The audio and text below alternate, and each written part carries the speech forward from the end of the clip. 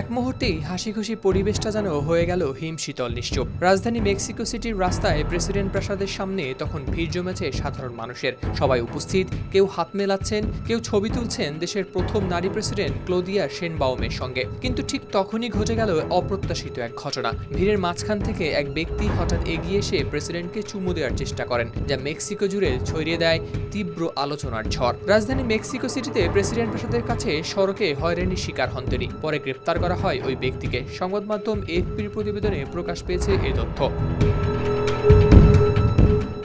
সামাজিক যোগাযোগ মাধ্যমে প্রকাশিত বিভিন্ন ভিডিওতে দেখা যায় সড়কে সাধারণ মানুষের সঙ্গে হাত মেলাচ্ছিলেন এবং ছবি তুলছিলেন শেনবাউম। এমন সময় পেছন থেকে এক ব্যক্তি এসে তার কাঁধে এক হাত রাখেন। প্রথমে বিষয়টা তেমন গুরুত্ব পায়নি, কিন্তু মুহূর্তের মধ্যেই সেই আচরণে আসে ভয়ানক অশালীনতা। অন্য হাত দিয়ে শরীরের বিভিন্ন স্থানে স্পর্শ করেন এবং শেনবাউমের ঘাড়ে চুমু দেওয়ার চেষ্টাও করেন ওই ব্যক্তি। আশেপাশে উপস্থিত নিরাপত্তারক্ষীরা দ্রুত তাকে সরিয়ে নেয়, কিন্তু সেই ক্ষণিক ঘটনার প্রভাব ছড়িয়ে পড়ে পুরো দেশে।